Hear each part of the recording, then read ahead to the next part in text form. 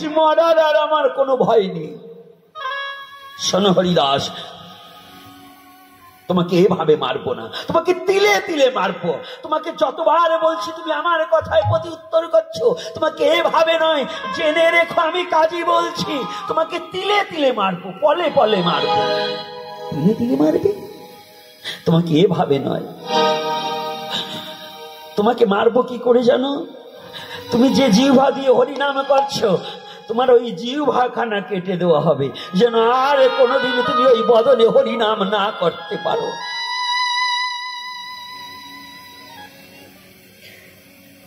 কাজী সাহেব,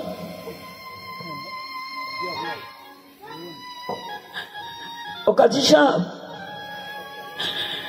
যে জিহ্বা দিয়ে হরিনাম করেছি সেই জিহ্বাখানা কেটে দিতে পারেন, কিন্তু যে ভক্ত তার হৃদয় মাঝে সদা সর্বক্ষণ হরিনাম করে, যে হরি নাম ছাড়া বাঁচতে পারে না, জিহ্বা কেটে দিলেও তো হরিনামে কোনোদিন বন্ধ হবে না। ভক্তের হৃদয়ে মাঝে হরিনাম চলবে, অনন্তকাল ভক্তের হৃদয়ে মাঝে হরিনাম থাকবে। হরিনাম কোনোদিন কেউ বন্ধ করিতে পারে না, কোনদিন পারে না।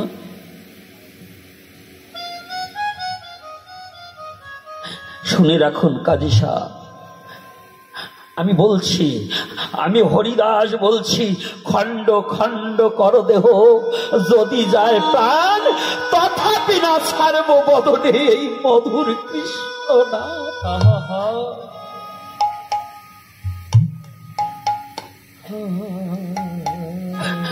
কাজী সাহেব, আমি হরি নাম ছাড়তে পারবো না, আমার প্রাণ চলে যায়। ও, আমি আরো কঠোর হব। দাঁড়াও, আমি আরো কঠোর হব তোমার প্রতি, আরো নির্দয় হব, তোমার প্রতি কোনো দয়া দেখাবো না।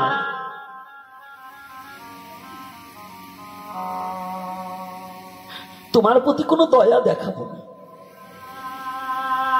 তোমাকে এভাবে নয়, একে একে বাঁশ বাজারে ব্যত্রাঘাত দ্বারা তোমার প্রাণ সংহার করে। কাজী সাহেব, যে ইচ্ছা একে একে আমাকে বাঁশ বাজারে ব্যত্রাঘাত দিলেও আমি নামকে ছাড়তে পারবো। ও নামকে ছাড়বে না। এই কে আছিস, ওকে বেঁধে নিয়ে একে একে বাঁশ বাজারে ব্যত্রাঘাত দিবি।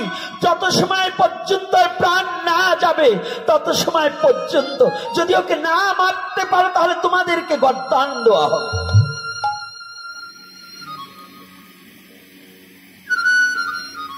কত বড় কথা, যদি ওকে না মারতে পারো তাহলে তোমাদেরকে গর্দান দেওয়া হবে। গর্দান মানে ঘাড় থেকে মস্তকটাকে কেটে আলাদা করে দেওয়া হবে।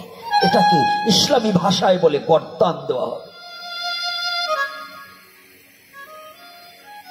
হরিদাসকে টানতে টানতে বেঁধে নিয়ে গেলেন বাঁশ বাজারে ব্যত্রাঘাতে পর্যন্ত। এক একটা বাজারে যতগুলো লোক থাকবে বেতের আঘাত প্রহার করবে। এভাবে 22টা বাজারের আঘাত খেলে একটা মানুষ কি বেঁচে থাকতে পারে? এক হরি নামের জন্য। হে সনাতনী জাতি, একটু ভাবুন, এক হরি নামের জন্য আজকে হরিদাস একে একে বাঁশ বাজারে ব্যত্রাঘাত খাচ্ছে, তথাপি বলছে আমি হরি নামকে ছাড়তে পারবো না। আমার দেহ যাক, আমার প্রাণ চলে যাক, আমি নামকে ছাড়তে পারবো না। এটা একটু ভাববার বিষয়। পিটাচ্ছি, পিটাতে পিটাতে সমস্ত বাঁশ বাজার শেষ হয়ে গেছে, তবু হরিদাস মরছে না। হরিদাসকে যখন আঘাত করে, হরে কৃষ্ণ, আবার আঘাত করছে, হরে কৃষ্ণ, আবার আঘাত করছে, হরে কৃষ্ণ। কৃষ্ণ ছাড়া হরিদাস আর কিছু জানে না। যতবার প্রহার করছে কৃষ্ণ বলছে। এদিকে ভক্ত বৎসল গৌর হরি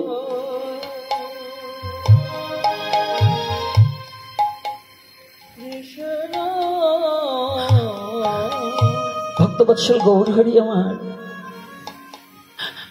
অনন্ত কোটি ব্রহ্মাণ্ডের সমস্ত নিয়ন্ত্রক।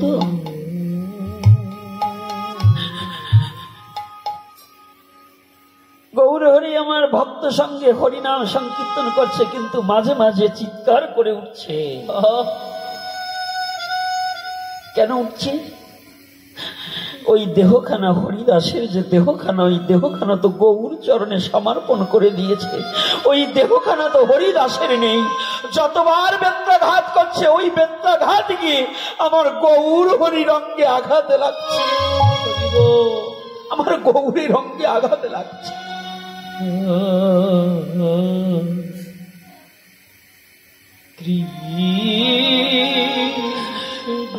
হরিদাস মরছে না, পিটাতে পিটাতে সকলে অস্থির হয়ে পড়েছে।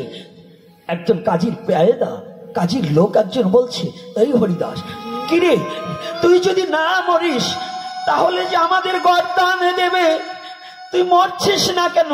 তুই তো সাধারণ মানুষ নয়, যদি সাধারণ মানুষ হতিস তাহলে তো তুই মরে যেতি, কিন্তু তুই মরছিস না কেন? কি হলে তুই মরবি? হরিদাস বলছে, ভাই আমি না মরলে তোমাদের গর্দান হবে। হ্যাঁ আমি মরবো, তাহলে তোমরা আঘাত করে আমাকে মারতে পারবে না। কথাটা একটু ভাবুন। আমাকে যত আঘাত করো ভাই, তোমরা আমাকে আঘাত করে মারতে পারবে না। বলছে তাহলে? বলছি তোমাদের শোনো, যদি আমি মরে গেলে যদি তোমরা বেঁচে যাও, তোমাদের গর্দান না দিতে হয়, তাহলে একটা কাজ করো, কি যদি আমাকে মারতে হয় তাহলে তোমরা সবাই হরি নাম করো, তোমরা হরি নাম করো। আমাকে মারতে হলে লাঠি দিয়ে মেরে আমাকে মারতে পারবে না, তোমরা হরি নাম করো।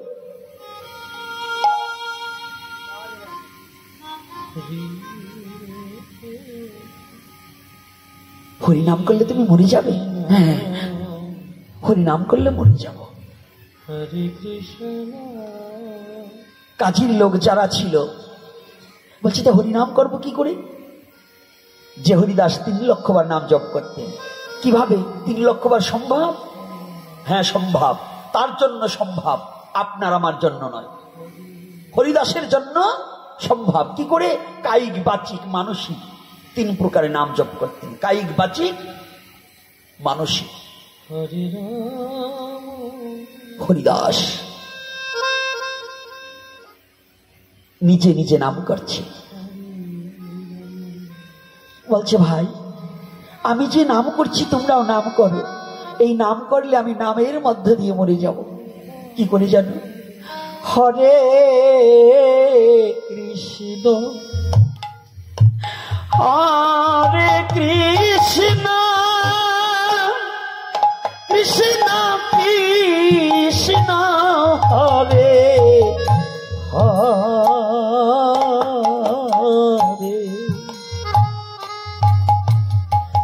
হরে রাম হরে রাম রাম রাম হরে হরে হরে কৃষ্ণ হরে কৃষ্ণ জয় নিতাই গৌর হরি বল। ও কৃষ্ণ কৃষ্ণ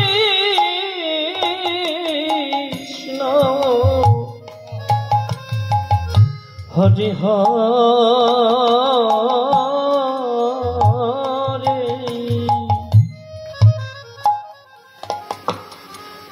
হরে রাম হরে রাম।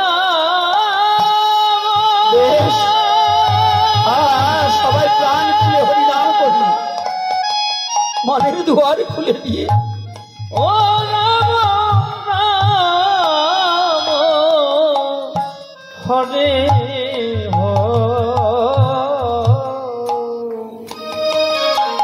হরে কৃষ্ণ হরে কৃষ্ণ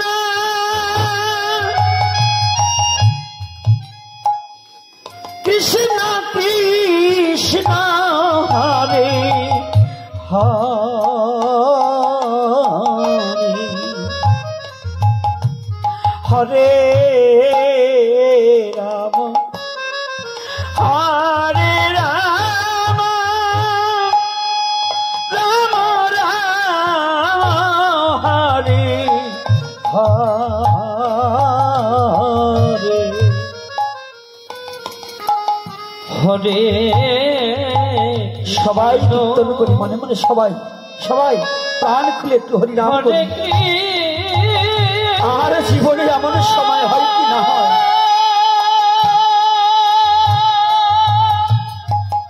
ও কৃষ্ণ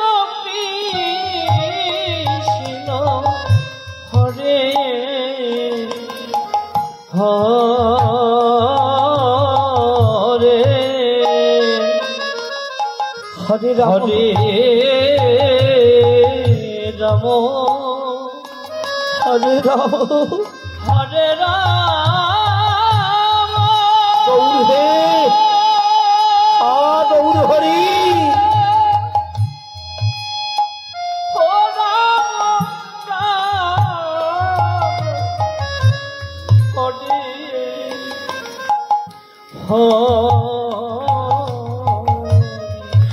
হরে কৃষ্ণ হরে কৃষ্ণ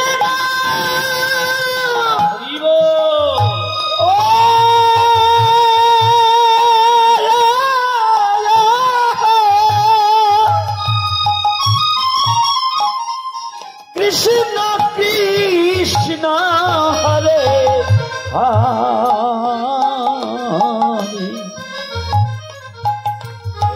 হরে রাম হরে রাম রাম রাম হরে হরে হরে কৃষ্ণ হরে কৃষ্ণ ও কৃষ্ণ কৃষ্ণ হরে হরে গৌর হরি বল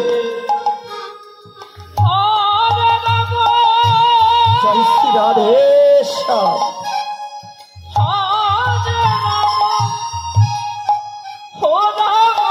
রাম হরে হরে নাম করছে যখন কাজীর লোকেরা নাম করছে, হরিদাস নিজেও নাম করছে।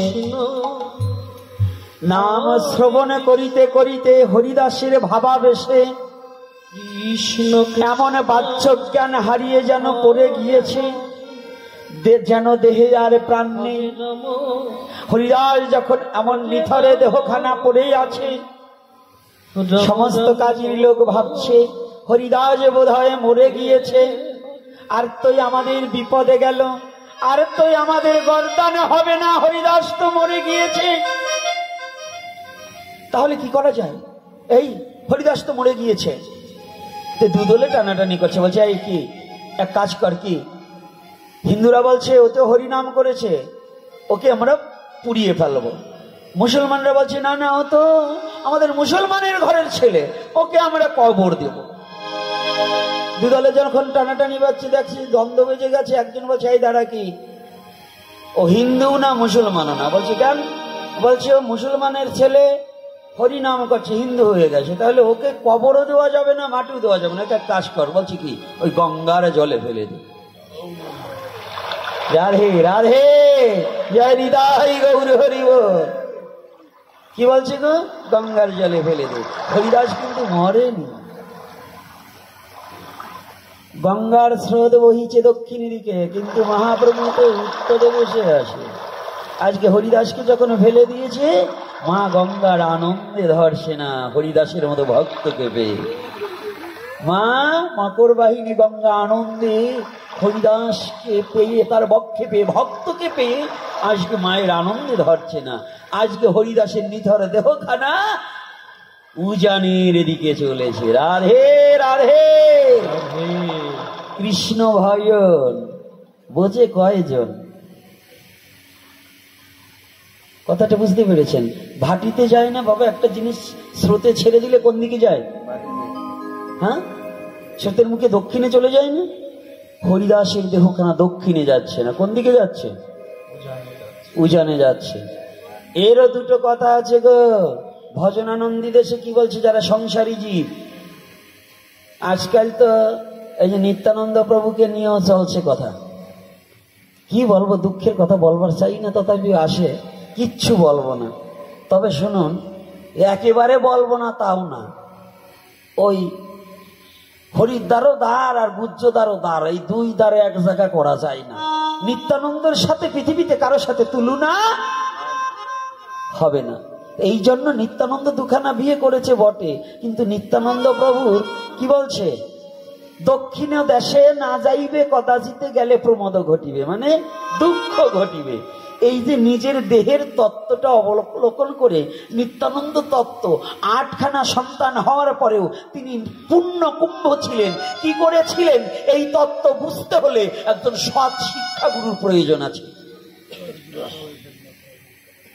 এখন তো অনেকে শিক্ষাগুরু বলে কি জানেন? কি যে একটু পূজা পার্বণ শিখায়, একটা তুলসী দোয়া শিখায়, ওই জন্য শিক্ষাগুরু হয় না। তত্ত্বের গুরুই আলাদা। সে যারা সংসারী জীব হোক আর সন্ন্যাসী হোক, নিজেকে যে রক্ষা না করতে পারে তার কোনো মূল্য নাই। এই নিজেকে রক্ষণাবেক্ষণ করার জন্য যে অব্যয় তত্ত্ব জানিয়ে দেয়, এটাকে শিক্ষাগুরু বলা হয়। এজন্য শ্রীমদ্ ভগবদ গীতায় বলছে, দেহ হচ্ছে কি ক্ষেত্র, আর ক্ষেত্রজ্ঞকে ওইটা সম্বন্ধে যিনি বিশেষ করে জানেন, শুধু জানলে হবে না, বিশেষ করে জানা, তিনি হচ্ছে ক্ষেত্রজ্ঞ। তো তদ্রূপ নিত্যানন্দ প্রভু ছিলেন ক্ষেত্রজ্ঞ, যিনি নিজে এই তত্ত্ব সম্বন্ধে অবগত ছিলেন। এজন্য নিত্যানন্দ প্রভুর সাথে পৃথিবী কারো তুলনা হবে কি? রাধে রাধে হবে।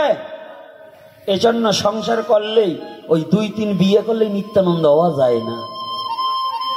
পরিমাণা এগুলো কেউ ভুলেও আমরা যেন বলি না, এতে আরো অপরাধ হয়, এতে আরো ভজন নষ্ট হয়ে যায়, মনুষ্যত্ব ক্ষুণ্ণ হয়ে যায়, এতে পশুত্ব জনিতে প্রাপ্তি হতে হবে।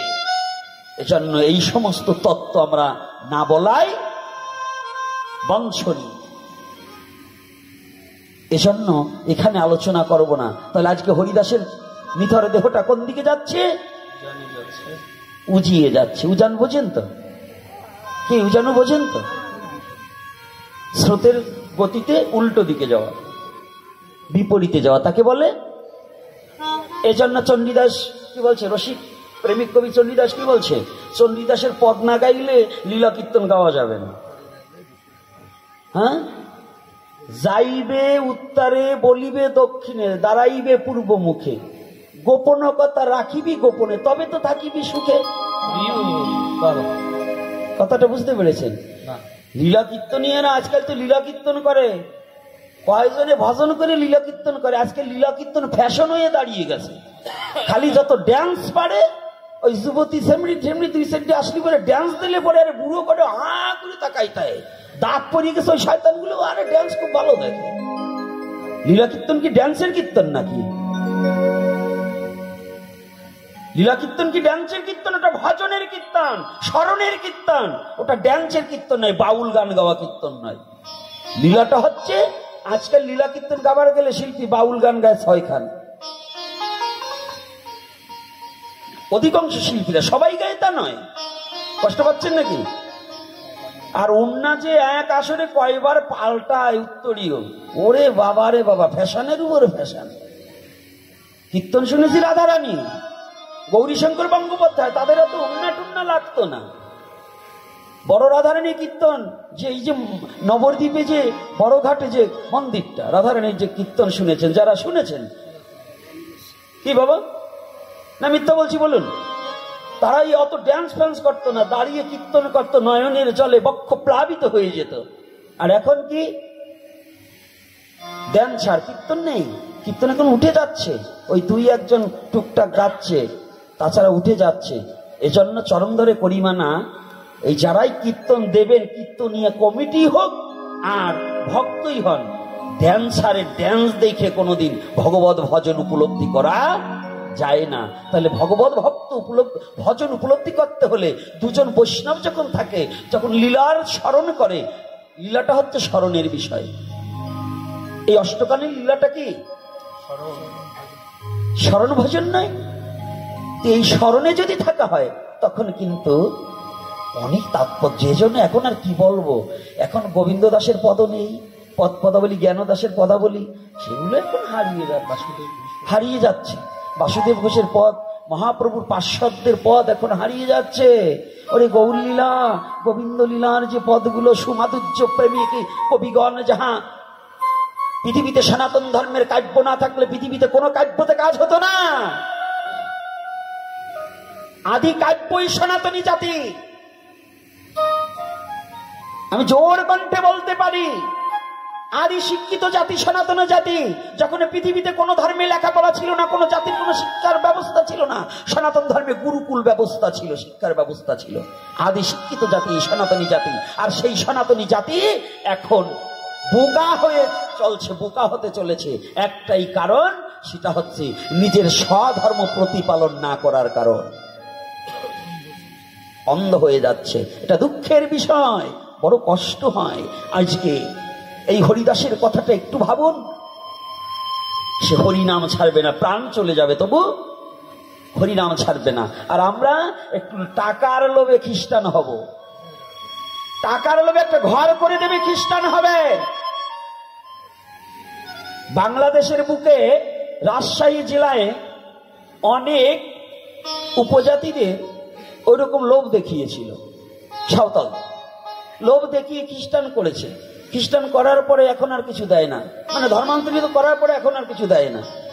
পরবর্তীতে ইসকনের সহযোগিতায় অনেক লোক আবার সেই ধর্ম থেকে নিজের স্বধর্মে ফিরে এসেছে, নিজের স্বধর্মে ফিরে এসেছে। আমি মিথ্যা বলছি না, এগুলো কোনো মিথ্যা বলছি না, সত্য কথাগুলো বলছি। তাই আপনারা যারা সনাতনী জাতি আছেন, আমি আপনাদের চরণে হাত রেখে বলছি, নিজের স্বধর্মটাকে বলবৎ রাখার চেষ্টা করবেন। পৃথিবীর যত ঝড় আসুক, জানুন সনাতন ধর্ম এমন একটা ধর্ম, এই ধর্মের প্রতি কত অন্যায়, কত অবিচার, কত অত্যাচার হয়েছে। অন্য ধর্মের লোক এই সনাতনীদের প্রতি কত অবিচার করেছে। অন্য কোন ধর্ম হইলে নামগন্ধ থাকতো না, কেবল সনাতন ধর্ম বিধায় এখনো মাথা উঁচু করে দাঁড়িয়ে আছে, এখনো টিকে আছে। এটা সনাতন ধর্ম বিধায়। তাই কয়টা টাকার লোভে, একটা ঘরের লোভে, ছেলের চাকরির লোভে নিজের স্বধর্মকে পরিত্যাগ করা যাবে? জোরে বলুন, মনে থাকবে তো? যেখানে আপনাদের আমি একটা কথা বলে যাচ্ছি, সাধুরা হন আর গার্হস্থ হন, যদি শোনেন অমুক গ্রামের অমুক লোককে ধর্মান্তরিত করা হচ্ছে, আপনারা ঝাঁপিয়ে পড়বেন, যেভাবে হোক। লাঠি লাগে, লাঠি নিয়ে ঝাঁপিয়ে পড়ে তাকে ধর্মান্তরিত থেকে ফিরাতে হবে। আমার নিজের ধর্মতেই তাকে রাখতে হবে। এটা যে করে হোক, ছলে বলে কলে কৌশলে, যেভাবে হোক নিজের ধর্মকে পরিত্যাগ করা যাবে না। তাকে নিজের ধর্মটাকে বুঝিয়ে বলতে হবে। সাধুরা খালি নবদ্বীপ আর মায়াপুর বৃন্দাবনে গেলে কাজ হবে না। এটা দায়িত্ব আপনাদের। আপনাদের কারা কোন জায়গায় কোন অবস্থায় আছে এগুলো আগে জানতে হবে, একটু খোঁজ রাখতে হবে। যদি এমনও সময় আছে আমাদের মধ্যে হিংসা বেশি, হিংসার জন্য একজন ধর্মান্তরিত হয়ে যেতে চায়, যাতে তারা না হয়, তাদের ভালোবাসা দিয়ে আমরা কাছে টেনে রাখবো। পারবো না? রাধে রাধে, পারবো তো? এটা আমরা পারবো কিনা? আজকে হরিদাস যদি নামকে না ছাড়তে পারে, আমরা কেন নাম ছাড়বো? আমরা কেন নিজের স্বধর্মকে প্রতিপালন করতে পারবো না? আজকে আর একটু বলে বিশ্রাম দিতে চাই, আর একটু আলোচনা করে যাই নাকি? রান্না কত দূর? রান্না হয়ে গেছে তো? আজকে ভালো, রাঁধুনিরা আজকে খুব কাজ করেছে, তাড়াতাড়ি রান্না সেরে দিয়েছে। মায়েরা বলছে হয়ে গেছে, কেন ডালের ঘ্রাণ আসছে নাকি?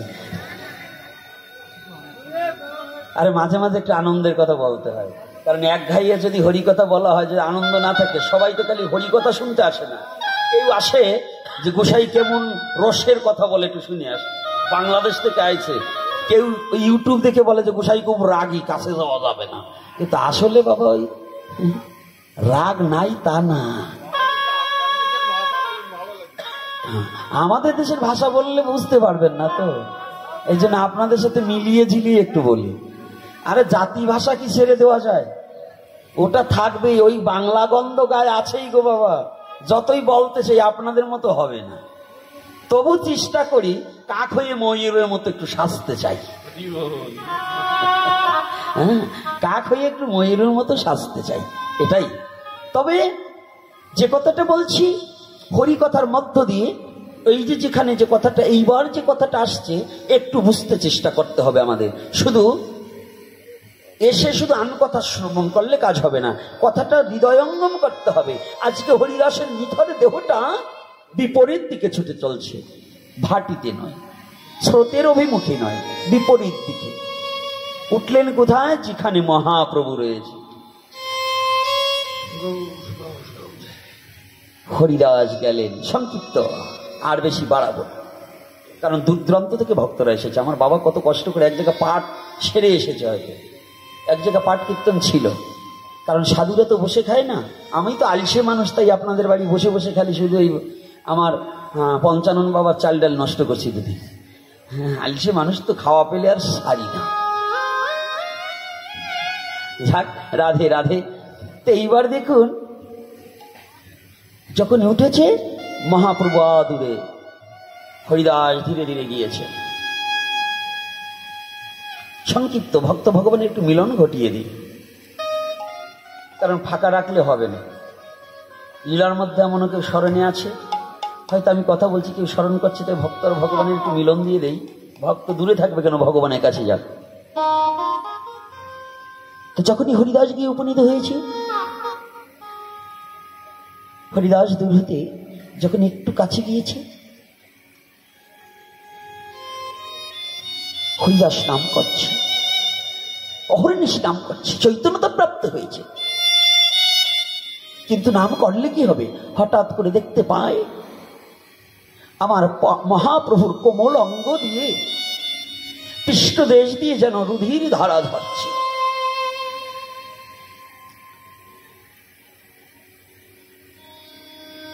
হরিদাস বলছে, কে কে এমন পাষণ্ড আছে এই বিশ্ব জগতে? এমন কোন পাষণ্ড আছে যে আমার গৌর হরির কমল অঙ্গে আঘাত করার মতো? এমন পাষণ্ড পৃথিবী থেকে আজও বেঁচে আছে? প্রভু প্রভু, একই আপনার পৃষ্ঠদেশে কে আঘাত করেছে? এমন পাষণ্ড কে আছে? আপনি বলুন। হরিদাস, তুমি থামো, এটা কেউ আঘাত করেনি,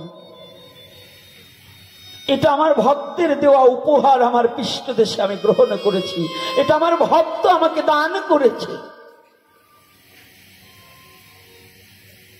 এই কেমন ভক্ত যে তোমাকে আঘাত করে তোমাকে উপহার দিয়েছে? হ্যাঁ হরিদাস, কে? আপনি একটু বলুন, এমন নিষ্ঠুর এত নির্দয় লোক কে আছে পৃথিবীতে যে আপনার এই কোমলাঙ্গে আঘাত করেছে? প্রভু বলছে, হরিদাস, যদি বলি যে তুমি আমাকে এই উপহার দিয়েছ, উপহারটা তো তুমি দিয়েছ, আমি? হ্যাঁ হরিদাস। হরিদাস, তুমি একটিবার সত্য কথা বলো তো। জানো হরিদাস, এ বিশ্ব জগতে যেজন আমার হয়, আমি যে জগতে তার হয়ে যাই। যেজন আমাকে ভালোবাসে, আমি যে তাকে ভালোবাসি। যদি কেউ একবার আমাকে ডাকে, আমি তাকে 10 বার ডেকেল।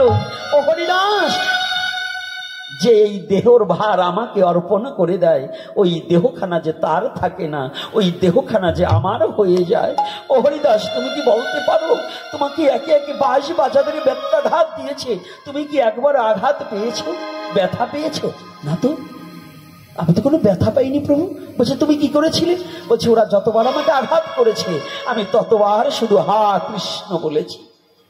হরিদাস, তুমি কি জানো না, আমি বলে দিয়েছি, কলির কালে নাম রূপে কৃষ্ণ অবতার, নামার নামী অভেদাত্মা। তুমি যে নাম করেছো প্রতি আঘাতে আঘাতে, ওই তোমার দেহখানা আমার হয়ে গেছে, তোমার আঘাতটা আমার পৃষ্ঠদেশে এসে পড়েছে। হরিদাস চরণে পড়ে গেলেন, প্রভু তুমি ভক্ত বৎসল ভগবান, তুমি আমাকে কৃপা করো, যেন আমি এমনি ভাবে হরি নাম করতে পারি। আমি শেষ মুহূর্তেও যেন হরি নাম আমার প্রাণ পাখি যাওয়ার সময় যেন কি আমার প্রাণ পাখি যাবার সময় যেদিন ঘনিয়ে আসিবে, যেদিন আপন বলতে আর কেউ থাকিবে না, যেদিন আমার বলতে কেউ থাকিবে না, সেদিনই যেন আমি তোমায় ভালোবেসে যেন তোমার ওই রূপরাশি দর্শন করিতে পারি। সেদিনই যেন আমি বদন ভরে হরি বলি, বদনে ভরে সেদিন বদন ভরে যেন হরি বলি, যেন বদন ভরে হরি বলি। সেদিন বদন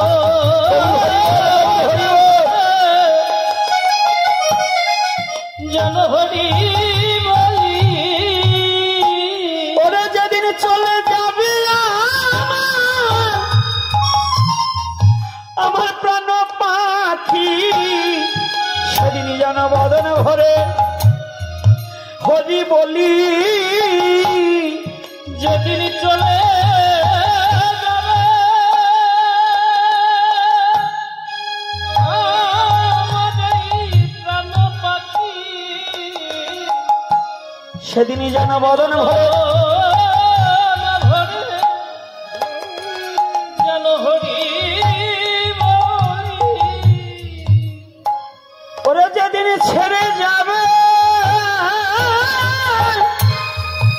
আমার প্রাণ পাখি, সেদিন যেন বদন ভরে হরি বলি। যেদিন ছেড়ে যাবে এই প্রাণ পাখি, সেদিন বদন ভরে যেন আমি হরি বলি। যেদিন আমার প্রাণ পাখি চলে যাবে সেদিনই যেন আমি হরি বলিতে বলিতে যেতে পারি। গৌর হরি তুমি আমাকে এমন করুণা করো, শেষের দিনেও যেন আমি তোমার বদন দর্শন করিতে পারি। চাওয়াটা কি? ভক্তের চাওয়া কি? ঘর বাড়ি? ভক্তের চাওয়া কি? আমি শেষের দিনে যেন তোমার বদন হেরিতে হেরিতে যেন আমি যাইতে পারি, যাইতে পারি। আর জগতে কিছু চাই না, আর কিছুর প্রয়োজন যেন আমার হয় না। তাই আজকে গৌর হরির চরণে হরিদাস রইলেন।